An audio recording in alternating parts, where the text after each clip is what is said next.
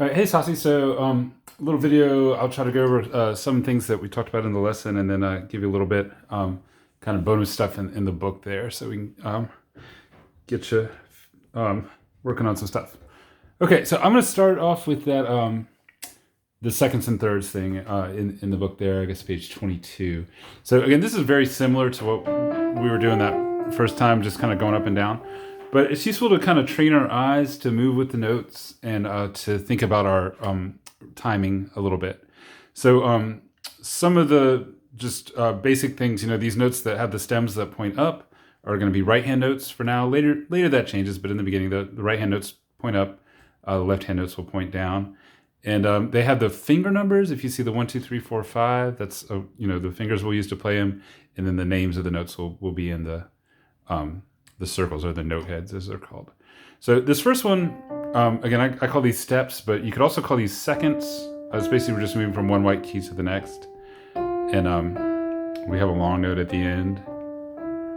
Sorry, I should play with a steady beat. But yeah, that's going to be it. So I'll just play through it here. I'm going to give it a count in, and I'm going to count the whole note when it gets there. So again, this will be page 22. I'm going to go and start with both hands ready in the C position, and I'll go about 1, 2, ready, go. 1, 2, 3.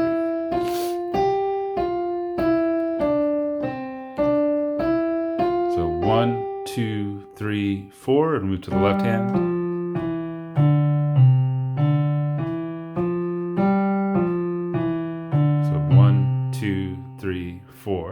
Now, if you look closely, you'll notice at the end of that line, there's 2 dots adjacent to what's called the double bar line. Those are called repeat dots, and they use them a lot in the beginning just to give you extra practice. But they basically will send you back to the entire piece to do it a second time. There's another little extra detail. If you look at the F-P on repeat that's there under the right hand, what that means is loud the first time, soft the second time. It's from the Italian words for loud and soft, which are forte for loud and piano for soft. So they use the first letters of those. You see that kind of fancy F, a little calligraphy style. That's short for forte. So saying first time through, you want to play loudly. On the repeat, you would play a little bit softer. So just a good way to practice control. So I'll go and take that repeat, and in real life, it would be just directly straight back to the first measure. But yeah, we'll take a second round just a little softer this time. So 1, 2, ready, go.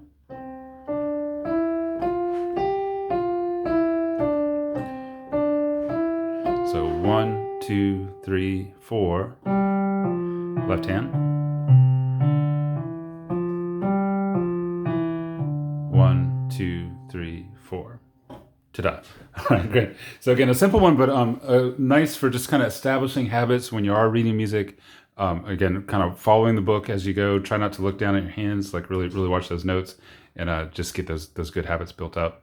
All right, and then quickly, let's look at the one on the next page there, that warm up with the thirds. So again, thirds, when we measure intervals, we always count, I call them the outside notes, but the notes that we're actually playing, right? So this is like 1, and we're basically counting white keys. This is 1, 2, 3, or scale steps would be, I guess, more accurate, but for now, white keys. So when I play these, those are thirds in action, basically just skips. And again, it seems pretty basic, but you do want good habits here also.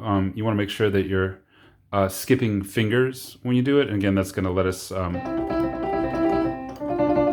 kind of get that speed as we go. If we get this going on, as you can see how it gets really confusing really quickly. So again, we want to master this closed position is the deal. All right, great. And then this one also has that forte/piano thing and a repeat. So this one I'll just play straight through with the repeat. All right, a little trickier here, but yeah, we'll give it a go. It's going to go 1, 2, ready, go. So 1, G2, C2, and then G2, 3, 4, left hand. G, E, C2, 2, G, E, E, C2, 3, repeat. A little softer. 2, C, E, E, G, 2, 3, 4, left hand. Still the same dynamic, just soft. 2, C, E, G, 2, G, G, E, E, C, 2, 2, 3, 4. Boom, boom. Cool. And then so that's those pieces. And again, they're short. They're little, just kind of warm up ones. But our main focus here is just getting comfortable with the layout. And you'll see they ramp up pretty quickly here. So have patience with it. But work through it. And if you have any questions, definitely let me know, and we'll get those worked out. Okay, so I did want to transition to just talking about the sharps and flats, seeing we get this key of G into our mix. And again, since I'm kind of eagle-eyed here, I can show you a little better. So again, all these black keys will have two potential names. So a good habit is just to kind of grab a black key and see if you can mentally name them. This little guy here, the first of the two, could either be known as C sharp or D flat. Same key, same sound. That's the one. This one would be either D sharp or E flat, those guys. And then so on and so forth, F sharp and G flat, G sharp and A flat, A sharp and B flat. And it can be a little confusing up front, but most of the time in a song, you're gonna have one or the other. So you're gonna be in like a sharp key, like we are with G, or like a flat key, like C minor. It looks like that. And I'll help you understand like why it's like that.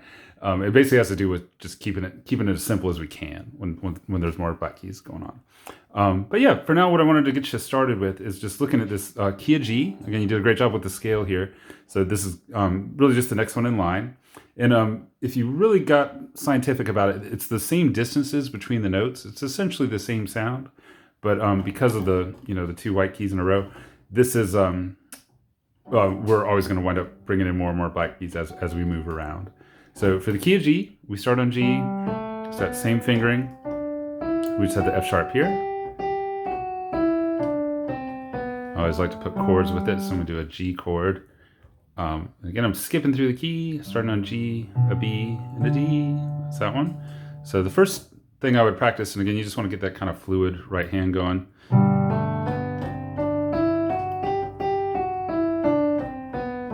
You can kind of loop it around if you want, just kind of get comfy with it.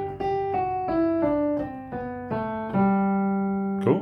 And then since we did some left hand ones, I'll show you that one real quick as well. This is the left hand, again, pinky first. 5, 4, 3, 2, 1, 3, 2, 1. And then 1, 2, 3. Thumb goes under. 1, 2, 3, 4, 5.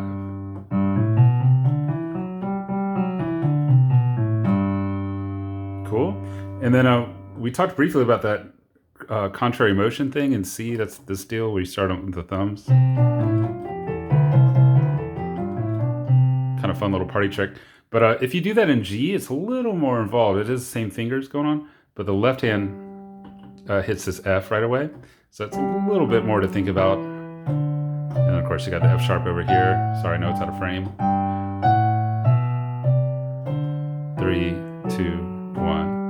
So to me, those are just fun little brain puzzles. If you wanted to try to work that out, it'd probably be a good thing.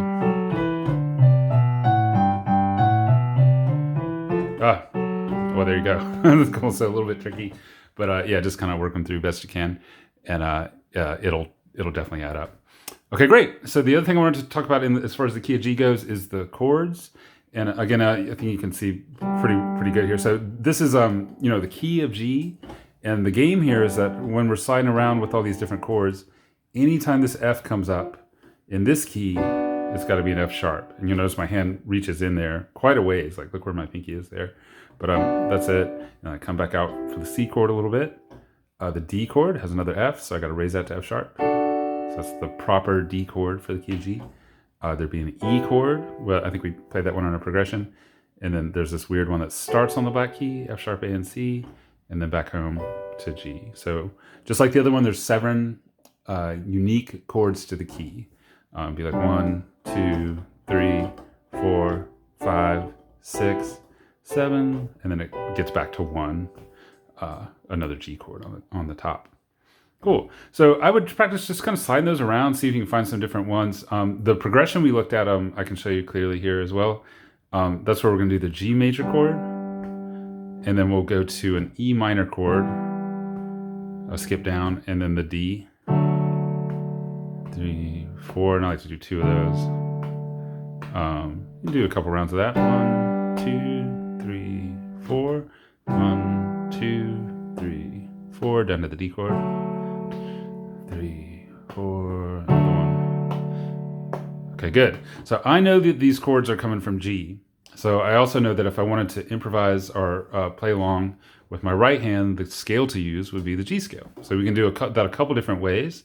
I can just go up and down the closed position. Probably a good place to start. Again, getting that coordination. That would look like this. So E minor and D. It's a little rocky with the D chord there, but it works.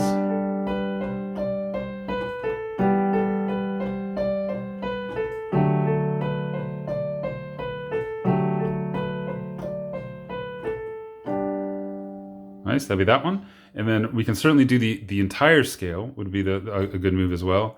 You could either do up and down or change directions with each chord.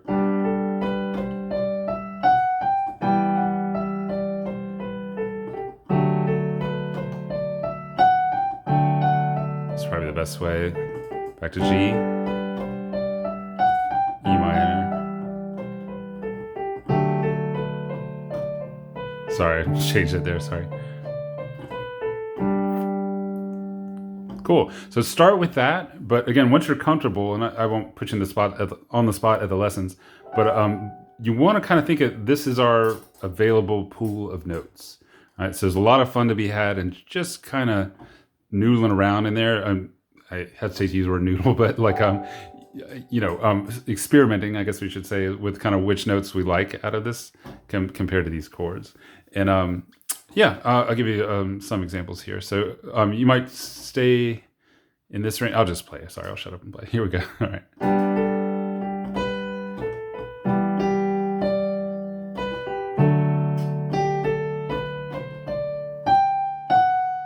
Good. And then the game really is, again, like, don't hit any regular Fs.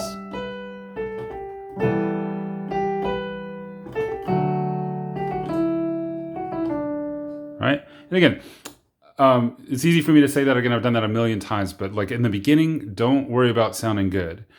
You basically just want to kind of get that hand moving, get that facility, and get used to thinking on your feet as far as like, okay, I got to catch that F sharp each time. And that's going to be moved. I'm going to give you a quick just background track. I'm just going to do the chords, but see if you can use that G scale to come up with a melody against this. So we'll go for like 2 cycles. So go back like this. 1, 2, ready, go. Oh, sorry, I messed up the progression. Let's try that again. All right, 1, 2, ready, go. So G, 2, 3.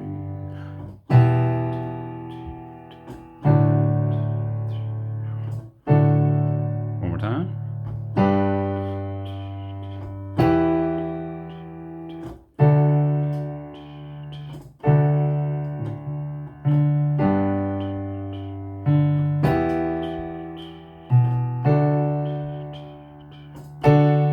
Last time.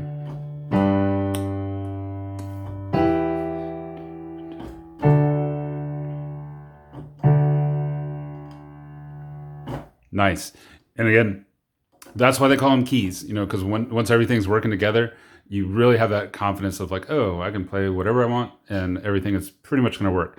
It does get a little more refined than that as far as like chasing down chord tones and sculpting things into phrases. But the first step is just jumping in the water and kind of, making it up as you go, and it'll refine itself just with playing. All right, great. So last thing I want to do is get you one more page in the book there. Let me pull it up on the old computer. All right, so we got a little bit of Ode to Joy there on, I guess, page 24. And this is a famous song, one of Beethoven's last little deals.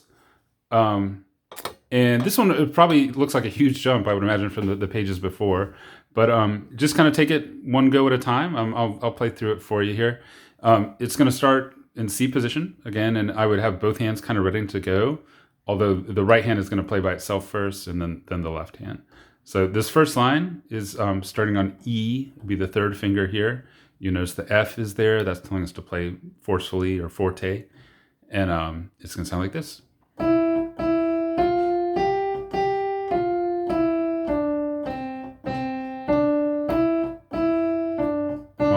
2. There you go. And they did change the rhythm at the end of that line. If you know the song, you might know it goes like... Very subtle. Just so you know, you can play it either way. But make sure you catch the half note at the end. All right, cool. And then the left hand takes a turn at that same melody. It changes a little bit on the very end. So this will be that second line where it says LH. It's going to sound like this. E, E, F, G, G, F, E. So it goes C, C, D, E, D, C, C.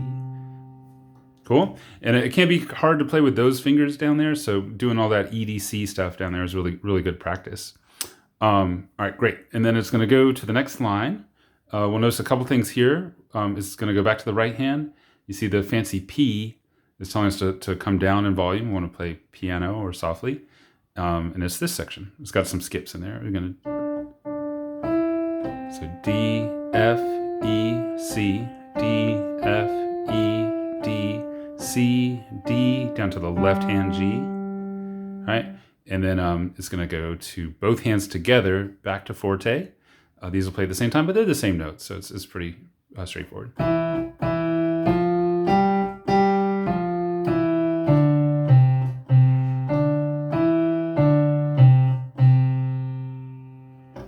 That's the move. So again, a famous melody. They're starting to kind of ramp it up a little bit, just kind of getting to where both hands are moving. And, just getting that facility. I would say, if anything, getting that left hand strength going on is definitely a good move for you.